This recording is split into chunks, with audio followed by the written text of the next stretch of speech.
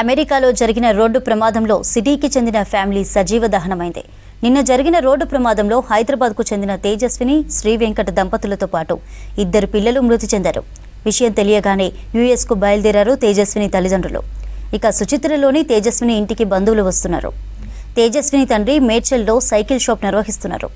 తేజస్విని, శ్రీ వెంకట దంపతులతో పాటు 2 పిల్లల మృతితో తేజస్విని ఇంటి దగ్గర విషాదం నెలకొంది.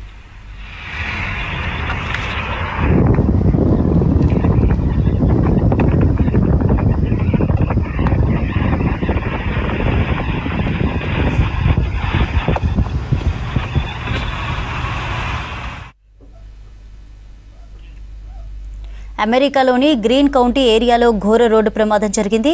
ప్రమాదంలో హైదరాబాద్కు చెందిన ఒకే ఫ్యామిలీకి చెందిన 4 సజీవ దహనమయ్యారు. సెలవుల్లో అట్లాంటాలోని బంధువుల ఇంటికి వెళ్లి వస్తుండగా ఈ ప్రమాదం జరిగింది. వారం రోజుల తర్వాత అట్లాంటా నుంచి తిరిగి వస్తుండగా రోడ్డు ప్రమాదం జరిగింది. గ్రీన్ కౌంటీ ఏరియాలో రాంగ్ రూట్లో వచ్చిన మినీ ట్రక్ కారును ఢీకొట్టింది. ట్రక్కు ఢీకొట్టడంతో కారులో మంటలు చెలరేగి 4 సజీవ దహనమయ్యారు. కారు మొత్తం బూడిద కావడంతో ఎముకలను ఫోరెన్సిక్ టెస్టులకు పంపించారు పోలీసులు.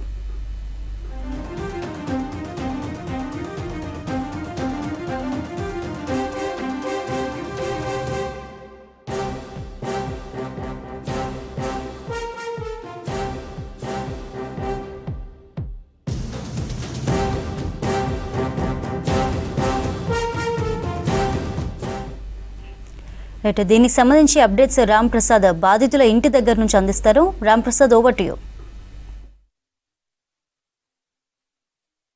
అమెరికాలో డల్లాస్ నగరం పరిధిలో జరిగినటువంటి ఘోర రోడ్డు ప్రమాదంలో హైదరాబాద్కు చెందినటువంటి కుటుంబ సభ్యులు 4 కూడా సజీవ దహనమైనటువంటి పరిస్థితి. మనం ప్రస్తుతం హైదరాబాద్లో ఉన్నటువంటి వారికి సంబంధించిన నివాసం వద్ద ఉన్నాం. ఒకసారి గమనించవచ్చు, హైదరాబాద్లో ఉన్నటువంటి సుచిత్ర ప్రాంతంలో అయితే ఎవరైతే రోడ్డు ప్రమాదంలో మృతి చెందారో శ్రీ వెంకట్, తేజస్విని దంపతులకు సంబంధించిన 2 పిల్లలు కూడా రోడ్డు ప్రమాదంలో మృతి చెందడం. మనం ప్రస్తుతం తేజస్వినికి సంబంధించినటువంటి కుటుంబ సభ్యులు ఉండే ఇంటి వద్ద అయితే ఉన్నాం. ఒకసారి గమనించవచ్చు, ఎందుకంటే శ్రీ వెంకట్, తేజస్విని ఇద్దరు కూడా గత 3 ఏళ్ల కిందనే అమెరికాలో సెటిల్ అవ్వడం జరిగింది. అంతేకాకుండా ఇటు తేజస్వినికి సంబంధించినటువంటి కుటుంబం ఇంటి దగ్గర అయితే మనం ఉన్నాం. ఎందుకంటే శ్రీ వెంకట్కి సంబంధించినటువంటి కుటుంబం కూడా హైదరాబాద్లోని తిరుమలగిరిలో ఉంటున్నప్పటికీ వాళ్ళ తల్లిదండ్రులు కూడా ఇటు అమెరికాకు షిఫ్ట్ అవ్వడంతో అయితే అందరూ అక్కడే సెటిల్ అవ్వడం జరిగింది. ప్రస్తుతం ఈ యొక్క ఘటన విషయం తెలుసుకున్న అనంతరం అయితే తేజస్వినికి సంబంధించినటువంటి కుటుంబ సభ్యులైతే హుటాహుటిన ఇటు అమెరికాలోని డాలస్కి అయితే బయలుదేరి వెళ్ళడం జరిగింది. ప్రస్తుతం మనం ఒకసారి వాళ్ళ ఇంటి వద్ద విజువల్స్ రంచు. ఎందుకంటే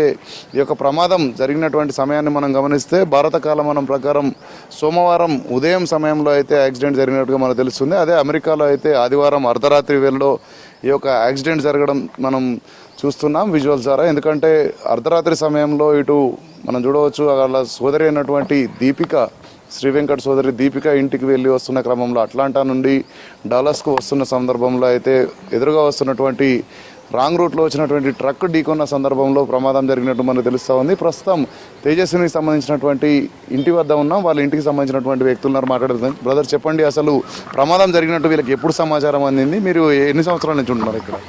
మాకు నిన్న మార్నింగ్ తెలిసిందన్న విషయం. తెలియగానే అంకుల్ వాళ్ళు కూడా నిన్న నైట్ ఫ్లైట్ టికెట్స్ బుక్ చేసుకొని డల్లాస్కి వెళ్ళడం జరిగింది.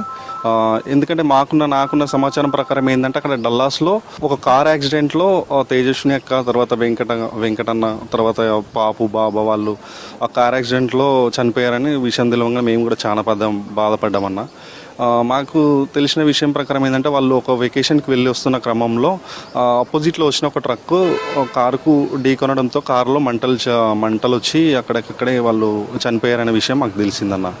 అంటే మామూలుగా ఇప్పుడు 2 కుటుంబ సభ్యులంతా కూడా అక్కడే ఉన్నారు కదా, అంటే మామూలుగా అక్కడ నుంచి డెడ్ బాడీస్ ఏమైనా తీసుకొస్తామని ఏమైనా చెప్పారా? ఏమైనా విషయాలు ఏమైనా చెప్పారా? మేము అక్కడ ఏం తీసుకురానికి ఏం లేదంట.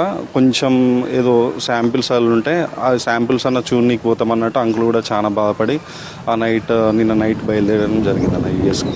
మంటలు రావడం, అదే స్పాట్లో చనిపోవడం, అక్కడికి ఫైర్ ఇంజన్లు వెళ్ళినప్పటికీ కూడా కనీసం మృతదేహాలను కూడా గుర్తుపట్టని విధంగా అయితే ఇటు అగ్ని ప్రమాదంలో వారు చనిపోవడం అయితే కొంత బాధాకరమైన విషయం అయినప్పటికీ కూడా ఇటు కుటుంబ సభ్యులు కూడా చాలా వరకు ఇటు ఒకసారిగా కుటుంబంలో 4 చనిపోవడం అయితే తీవ్రమైన ఆందోళన వ్యక్తం చేస్తున్నటువంటి పరిస్థితి అయితే హైదరాబాద్లో కొనసాగుతుంది. కెమెరామెన్ రమేష్తో రామ్ ప్రసాద్, V6 న్యూస్, హైదరాబాద్.